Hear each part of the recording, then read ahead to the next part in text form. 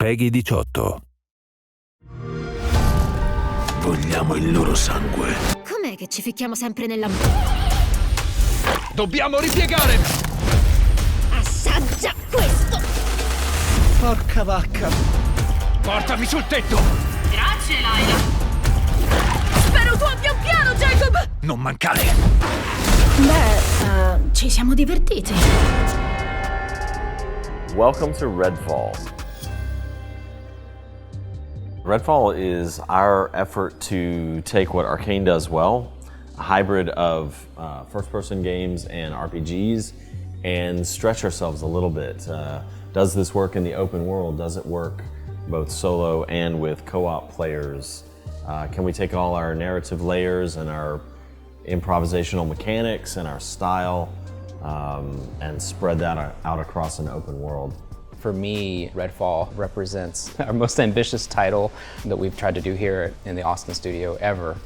It was super important for us to, let players still play by themselves and have that sort of like immersive Arkane experience, but then adding up to three other players into the mix, of course, changes everything. Not only from the player experience standpoint, but just from the development standpoint also. The reason I like making the kind of games that we make is because I like playing these kind of games, right? And so it's the same reason I like tabletop RPGs too, and it's the allure of I want to witness and then mess with some dramatic scene. I want to come upon these tableaus and sort of almost ant farm like see what's going on, hear what they're saying, try to suss out what they're doing, and then I want to jack with it in some way, want to turn the vampire loose on them, or put explosives down, or snipe them from a distance, or see some cultist fortress real far away and try to figure out how am I going to get in there, what am I going to find when I get in there, that kind of stuff is super enticing to me.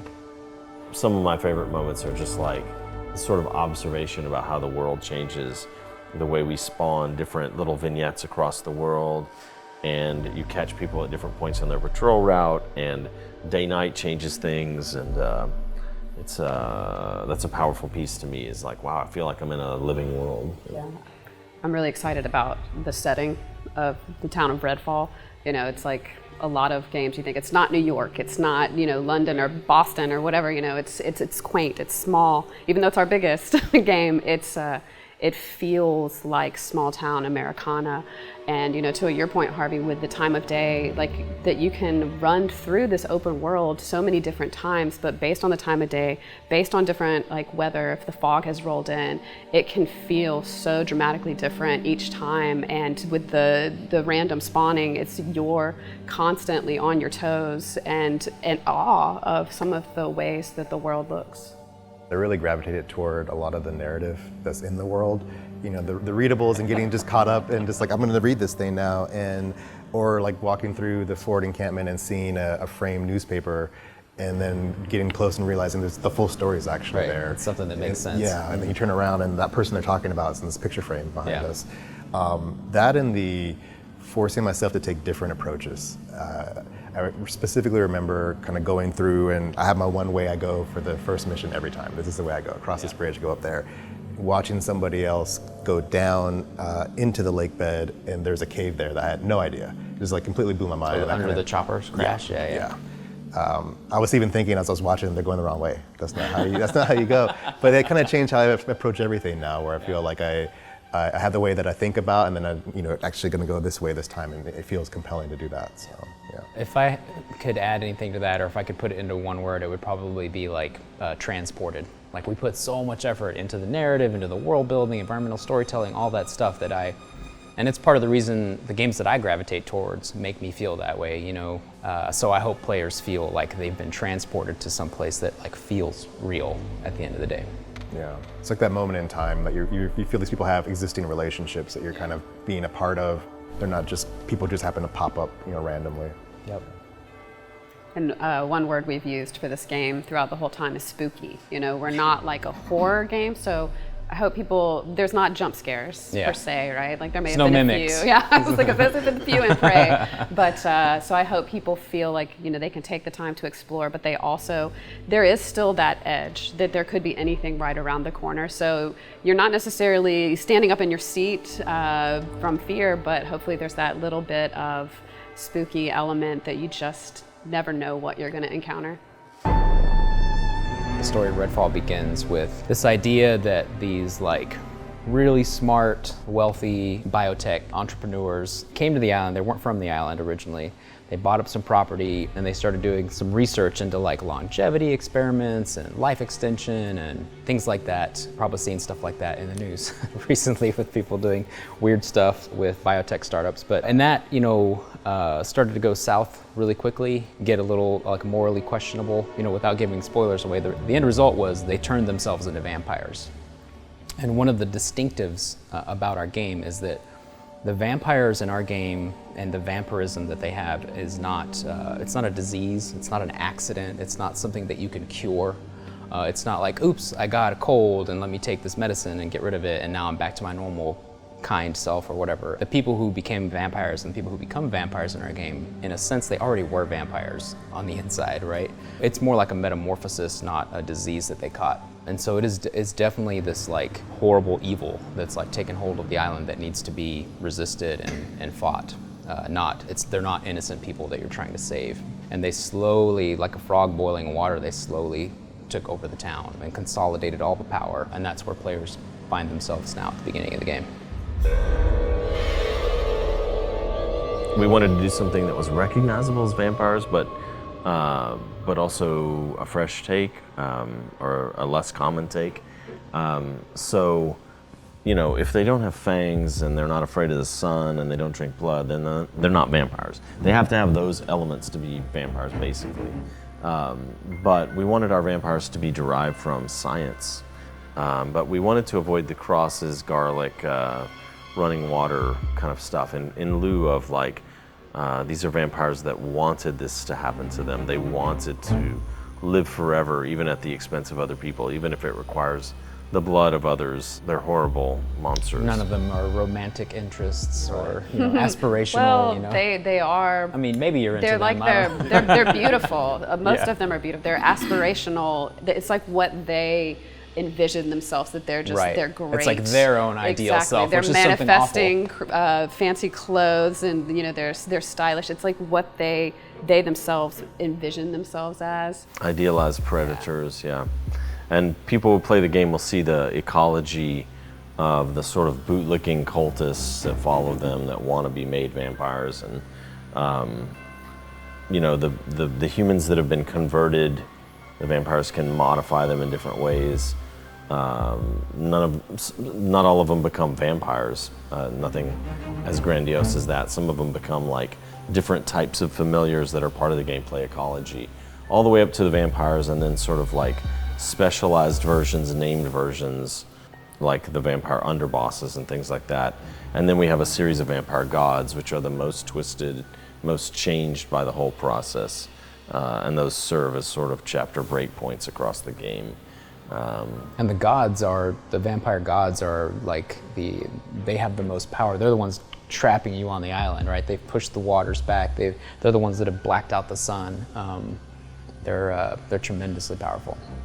I really latched onto the idea of them being dangerous people regardless. Kind of like you were saying, like they're irredeemable in that they're just being unleashed, and you're storing their true self at this point, right? For me, the cultists gave me a really nice view into the vampires, because we were talking about how they've already kind of become their worst self. But I think through some of the conversations with the cultists, you get to discover what that actually means, and just how horrible you have to be to even just get to that point. So yeah, and then you could still end up not being a vampire at the end of the day. So, which is in some ways showing the mirror of how they are really awful, because they may not still turn you into the vampire.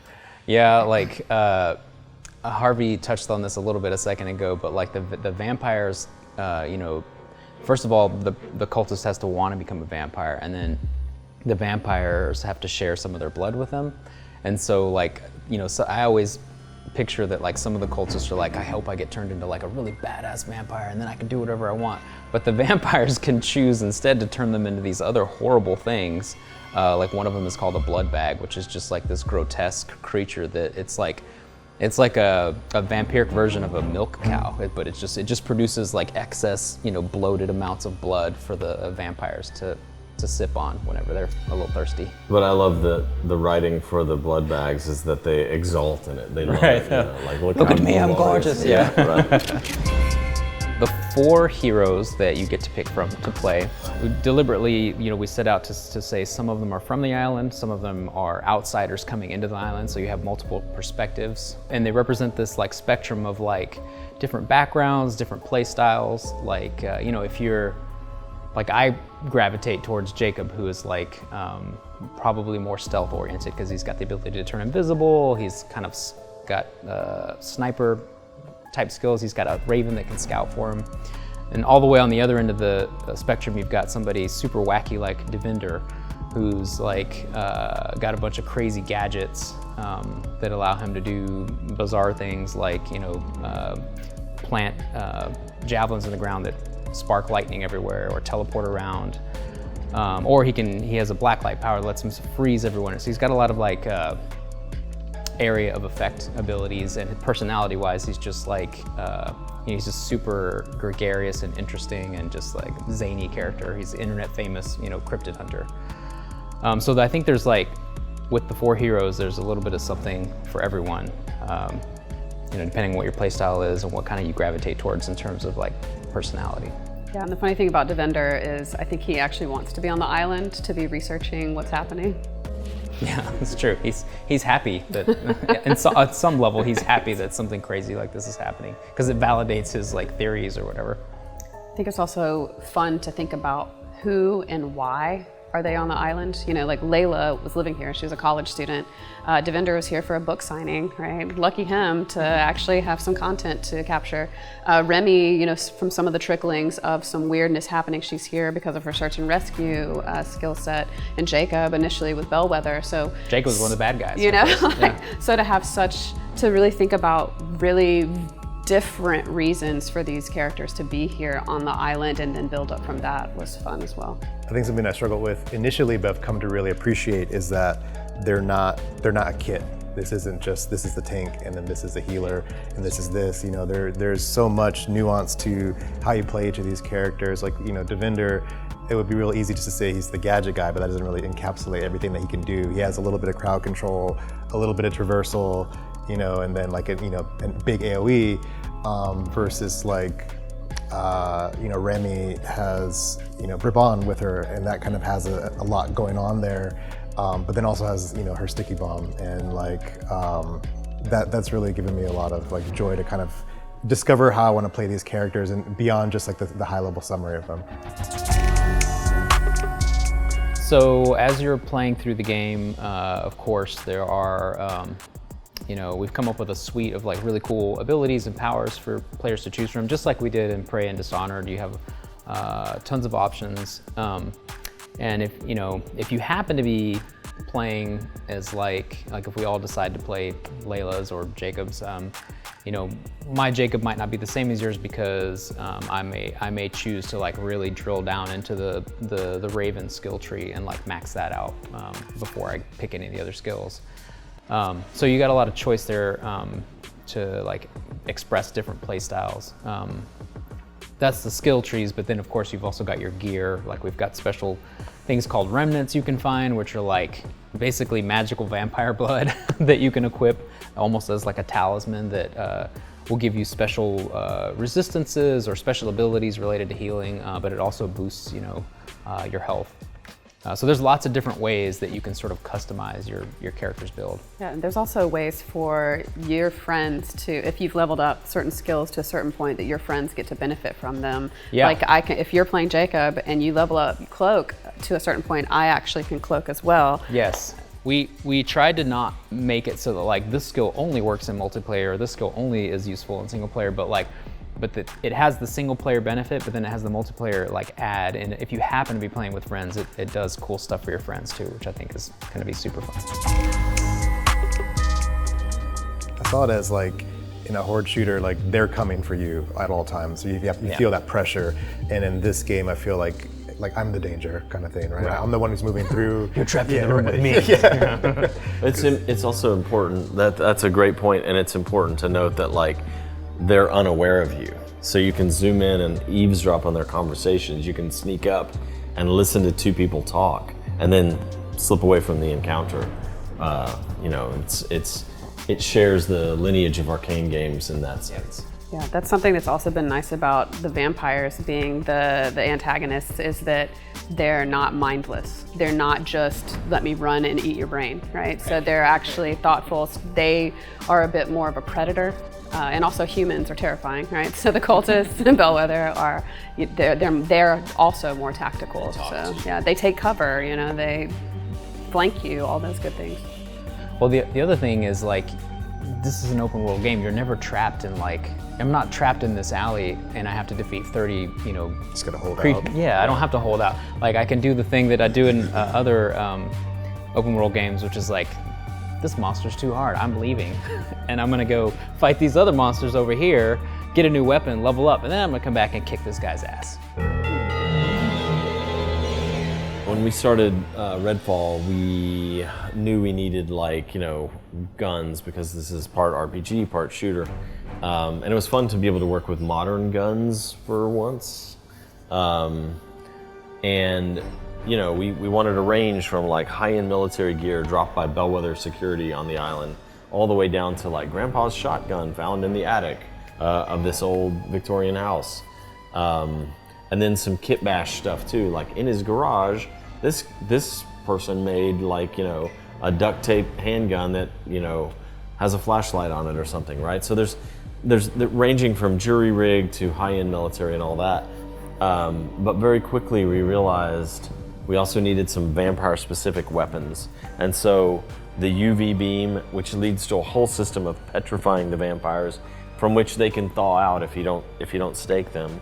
The stake launcher itself, which is like a found ammo type weapon, like broken off pool cues and snapped off mop handles and fireplace pokers and things like that. Steak knives. Yeah, and then like flare guns, which you'd find on a tourist island with sailboats and all. They immolate vampires, and so they become like a little fireball launcher. And so the usual weapons that you love in games, sniper rifles and shotguns and assault rifles and things like that, are fun to play with in our game. And they level up over time, and they have different traits on them, and so you're looking for the one with the right traits that you want. And they have stakes on the end, of course, because you need to be able to stake vampires. Right, again, every time we tweak our fiction in some way, like vampires, it leads to whole systems like staking and petrification with UV light and all that. But in addition to all those guns, we have the set of vampire-specific guns that are you know, unique to the game. The best stake attachment in the game is the garden gnome. You don't like the broken guitar neck? Oh, the broken guitar neck. I'm partial to the harpoon. It looks like a whaling harpoon that's been cut off and put on the end of the rifle. So. We start with something really weird and fantastic, right? Like Dunwall or Space Station. And then we work to make it so that players can understand the space and learn about the environment. But this time we started with something familiar on purpose. Like, everybody gets, like, a small town, you know, on the East Coast. Everybody understands liquor stores and convenience stores and clinics and neighborhoods. So that part is awesome because you're immediately dropped into something you understand. But then the part that I like is then we twist it, right? The vampires, they warp reality around them with their psychic abilities. So the cultists, of course, build weird structures on top of the familiar settings that you'll encounter occasionally, and then the vampires, like, punch these holes through reality and make these little pocket dimensions where they, like, sleep and gather power. And those spaces are some of my favorite because everything's just, like, bent and twisted into this, like, sort of Halloween/nightmare version of reality.